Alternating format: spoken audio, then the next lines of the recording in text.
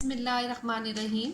रब्बी इश्रह ली सदरी वयस्सिर ली अमरी वहलुल उक़दतम मिन लिसानी यफ़क़हू क़ौली।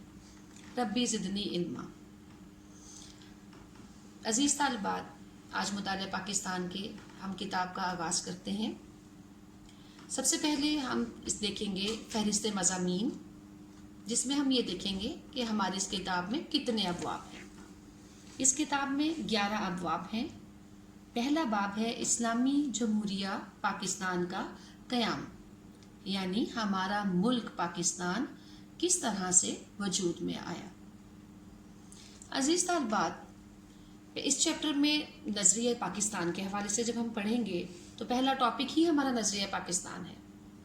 इसमें हम सबसे पहले देखते हैं कि आखिर नज़रिया है क्या। नज़रिया किसी कौम का तस्वुर हयात है, इंसानी जदोजहद का मकसद। किसी कौम की फ़िक्री, अमली, सियासी और मौशती बुनियादें जो हैं वो नज़रिया पर उस्तवार हो जाती हैं। तो इसी नज़रिए को देखते हुए देखते हैं फिर नज़रिया पाकिस्तान किस तरह से बना। दुनिया की पहली नज़रियाती और सियासी तहरीक है। अजीज़ तालिबात, अगर हम नज़र दोहराएं तो हमें पता चलता है कि ये दुनिया की पहली नज़रियाती रियासत नहीं, पहली नज़रियाती रियासत जो है वो रियासत मदीना है, जिसकी बुनियाद आप सल्लल्लाहु अलैहि वसल्लम ने मक्का से मदीना हिजरत के बाद रखी। तो फिर इससे ये जाहिर हुआ कि हमारा पाकिस्तान जो है, हमारा मुल्क दूसरी नज़रियाती मुमलकत है जिसको हमने दीन इस्लाम के नाम पर हासिल किया। हमारा मुल्क दीन इस्लाम के बुनियादी असूलों पर मबनी है। इस्लामी नज़रिया क्या होता है? इस्लामी नज़रिया मुसलमानों के तमाम शोबा ज़िंदगी में बहुत बुनियादी हैसियत रखता है। हिंदू अक्सरियत की मौजूदगी में मुसलमानों के लिए जुदागाना तशख़्ख़ुस को बरकरार रखना बेहद नामुमकिन था। इस्लामी रियासत का क़याम क्यों वजूद में आया? आखिर मुसलमानों ने एक अलहदा वतन का मुतालबा क्यों किया? अजीज़ तालिबात, ये मुतालबा उनका बुनियादी मुतालबा था और ये मुतालबा उनके दीन की यानी इस्लाम की वजह से था। ये दीन इस्लाम जो हमें दूसरों से मुनफरिद करता था। बरसग़ीर में इकट्ठे रहते हुए मुसलमान कभी भी अपनी नज़रियाती असास को बरकरार ना रख पाते। अब ये देखिए किताब का पहला सफ़ा जो है नज़रिया पाकिस्तान। इसके चंद बुनियादी नुकात जो हैं वो मैंने आपके साथ अभी डिस्कस किए। यानी ये ऐसी एक खुदादाद मुमलिकत है जो एक ठोस नज़रिए की बुनियाद पर वजूद में आई। जैसे मैंने आपको पहले बताया कि ये ठोस नज़रिया जो है वो दीन इस्लाम है और हमारा दीन दीन फितरत है। दीन फितरत से मुराद ये है कि ये ज़िंदगी के तमाम पहलुओं का अहाता कर लेता है। ये पहलू ख्वाह माशरती हों, इखलाकी, सियासी, मजहबी या माशरती, हमारा दीन तमाम पहलुओं पर हमारी जो है रहनुमाई फरमाता है। और हमारा एक इस्लामी निज़ाम कुरान पाक और हुज़ूर नबी अकरम सल्लल्लाहु अलैहि वसल्लम की सुन्नत और अहादीस पर इस्तवार है। यही निज़ाम है अज़ीज़ तालिबात जो वजह पाकिस्तान बना। अज़ीज़ तालिबात, आप जानते हैं कि बरसग़ीर पाक व हिंद जो है वो एक मुल्क नहीं था। एक मुल्क ना होने से मुराद ये है कि यहाँ पे कोई एक कौम आबाद नहीं थी। यहाँ पे हिंदू भी थे जिनका मज़हब, जिनका रहन सहन मुसलमानों से यकसर मुख्तलिफ था और ये दोनों कौमें वहाँ पर अंग्रेज़ों की ग़ुलामी में ज़िंदगी गुजार रही थी। हिंदू अक्सरियत जो है वो ज़्यादा थी और मुसलमान अक़लियत में थे। इसकी वजह से मुसलमानों पर बहुत जुल्म सितम ढाए जाने लगे। रफ्ता रफ्ता ये होना शुरू हो गया कि सोच बदलती चली गई। आहिस्ता आहिस्ता मुसलमानों ने इस चीज़ को अपने अंदर महसूस किया कि हमें एक लहदा मुमलिकत के हसूल के लिए एक जगह इकट्ठा हो जाना चाहिए, हमें एक प्लेटफॉर्म पर मिलकर कोशिशें करनी चाहिए। तो इस नज़रिए के हसूल के लिए जिन शख्सियात ने बहुत अहम किरदार अदा किया उनमें हज़रत मुजद्दिद अलिफ़सानी, हज़रत शाह वलीउल्लाह, हज़रत सैयद अहमद शहीद रहमुल्लाह, सर सैयद अहमद ख़ान, इल्लामा इकबाल और कायदे आज़म जैसी अजीम हस्तियों ने बहुत बहुत बहुत अहम किरदार अदा किया। और उनका ये ख्वाब था कि मुसलमाना ने इस्लामी माशरत, सकाफ़त, मईशत और अखलाकियात पे मबनी निज़ाम राइज करें اور یہ خواب سالہ سال کی کاوشوں اور قربانیوں کے بعد شرمندہ تعبیر ہو گیا۔ جی طالبات، اب آپ بورڈ کو دیکھیے۔ اگلی جو ہماری ہیڈنگ ہے وہ ہے قائد اعظم اور نظریہ پاکستان۔ قائد اعظم وہ عظیم ہستی جس نے مسلمانان بر صغیر کو باوقار اور محفوظ مقام تک پہنچایا اور ایک علیحدہ مسلم مملکت کے قیام کا تصور عملی شکل میں ڈھال کر ہمیں دے دیا۔ قائد اعظم ایک بہت ہی عظیم ہستی تھے اور مختلف مقامات پر انہوں نے نظریہ پاکستان کو ابھارنے کے لیے اس کے لیے مزید کوششیں کرنے کے لیے آپ نے مختلف جگہوں پر انگریزوں کے ساتھ بیٹھ کر گفت و شنید کی، ان کو نظریہ پاکستان کی اہمیت بتائی کہ مسلمان علیحدہ وطن کیوں چاہتے ہیں۔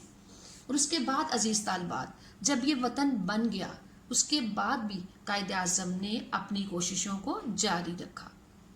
اس سے پہلے قائد اعظم نے مختلف مقامات پر اسلام اور پاکستان کا باہمی رشتہ مضبوط کرنے کے لیے 1943 میں کراچی میں قائد اعظم نے پاکستان اور اسلام کے رشتے کو مضبوطی دینے کے لیے کیا فرمایا؟ وہ کون سا رشتہ ہے جس سے منسلک ہونے سے تمام مسلمان جسد واحد کی طرح ہیں؟ وہ کون سی چٹان ہے جس پر اس ملت کی امارت استوار ہے؟ وہ کون سا لنگر ہے جس سے اس امت کی کشتی محفوظ کر دی گئی ہے؟ لنگر سے مراد کیا ہوتا ہے طالبات؟ لنگر وہ چیز ہے جس سے کہ جہازوں کو پانی میں یا سمندر میں ٹھہرایا جاتا ہے، کھڑا کرنے کے لیے ایک فورس لگائی جاتی ہے۔ تو یہاں ہمیں یہ ظاہر ہوتا ہے کہ ہماری ملت کی امارت جو ہے وہ ایک ایسے لنگر کے ساتھ بندھی ہوئی ہے جو کہ بہت مضبوط ہے، اور وہ رشتہ، وہ چٹان، وہ لنگر خدا تعالیٰ کی کتاب قرآن مجید ہے۔ قائد اعظم نے 1944 میں اسلام ایک مکمل ضابطہ حیات ہے یہ بتاتے ہوئے طلباء سے خطاب کیا اور فرمایا ہمارا رہنما اسلام ہے اور یہی ہماری زندگی کا مکمل ضابطہ حیات بھی ہے۔ اب آپ جانتے ہیں عزیز طالبات کہ طلباء جو ہیں وہ وطن کے لیے ایک فورس ہیں، تو ان کی ذہن سازی کرنا گاہے بگاہے بہت ضروری تھا۔ اس لیے قائد اعظم نے طلباء سے بھی خطاب کیا اور نہ صرف عظیم شخصیات کے سامنے پاکستان بنانے کا مقصد پیش کیا بلکہ طلباء میں ایک جوش اور ایک ولولہ بھی پیدا فرمایا۔ قائد اعظم نے جب پاکستان بن گیا، طالبات تو بہت سے فرقے پیدا ہونا شروع ہو گئے، یعنی ڈھاکہ کے لوگ جو ہیں، بنگلہ دیش کے جو لوگ تھے، یعنی بنگلہ دیش بھی پہلے کبھی پاکستان کا حصہ تھا، تو مختلف فرقوں میں یہ بٹنا شروع ہو گئے۔ تو اس مقصد کو ختم کرنے کے لیے قائد اعظم نے 21 مارچ 1948 کو ڈھاکہ کے عوام سے خطاب کرتے ہوئے کیا فرمایا؟ آپ نے فرمایا میں چاہتا ہوں کہ آپ سندھی، بلوچی، پنجابی، پٹھان اور بنگالی بن کر نہ سوچیں۔ یہ کہنے میں آخر ہمیں کیا فائدہ ہے کہ ہم پنجابی ہیں، ہم سندھی ہیں، ہم بلوچی ہیں، ہم تو بس مسلمان ہیں۔ آپ نے علی گڑھ میں خطاب کرتے ہوئے نظریہ پاکستان کو ان الفاظ میں بیان کیا۔ آپ نے فرمایا پاکستان کے مطالبے کا محرک سے مراد وہ چیز ہوتی ہے کہ جو کہ ابھارتی ہے یا جوش دلاتی ہے، کہ پاکستان کا یہ مطالبہ، اس کا محرک کیا چیز تھی؟ مسلمانوں کے لیے جدا گانا مملکت کی آخر ضرورت کیوں پیش آئی؟ تقسیم ہند کی ضرورت کیوں ہوئی؟ اس کی وجہ ہندوؤں کی تنگ نظری ہے یا انگریزوں کی چال ہے؟ یہ اسلام کا بہت اہم اور بنیادی مطالبہ ہے۔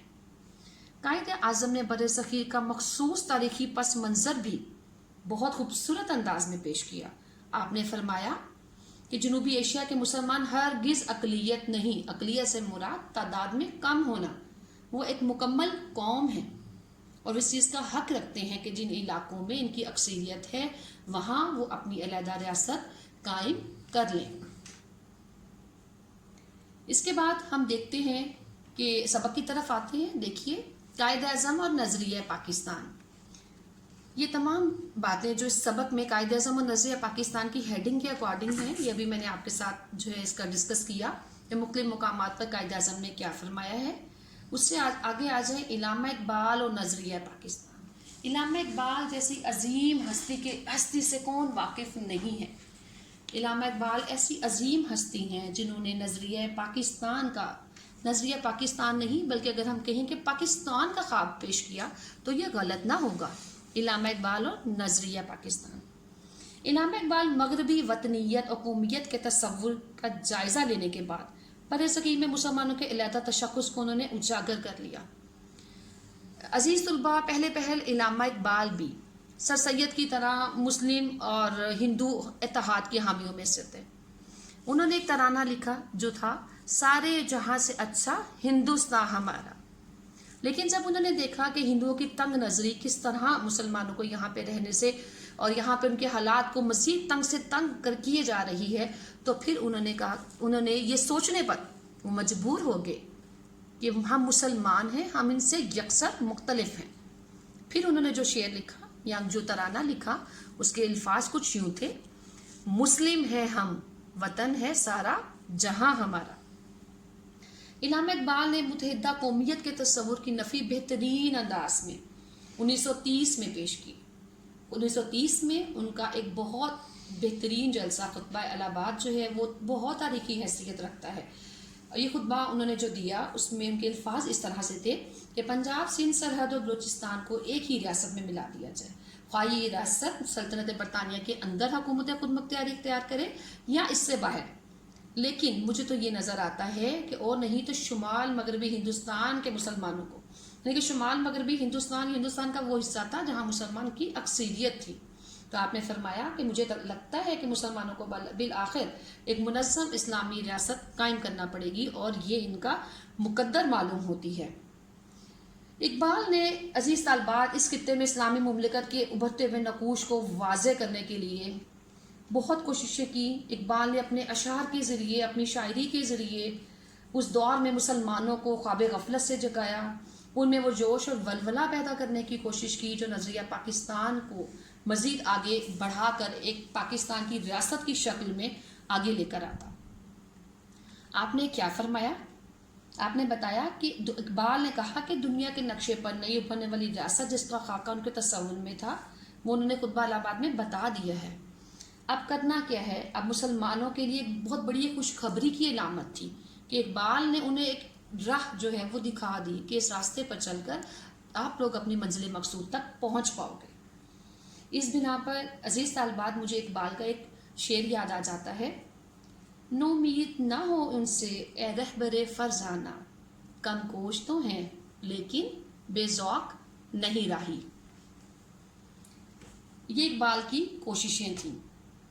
ان کوششوں پر انہوں نے علیحدہ وطن کے مطالبے کو اس طالبات آج کے لیکچر میں ہم نے نظریہ کیا ہوتا ہے، نظریہ پاکستان، نظریہ اسلام، قائد اعظم اور نظریہ پاکستان اور علامہ اقبال نے نظریہ پاکستان کو کن الفاظ میں پیش کیا، یہ پڑھا۔ یہ تھا ہمارا آج کا لیکچر۔ انشاءاللہ ملتے ہیں اگلے لیکچر میں۔ السلام علیکم ورحمۃ اللہ وبرکاتہ۔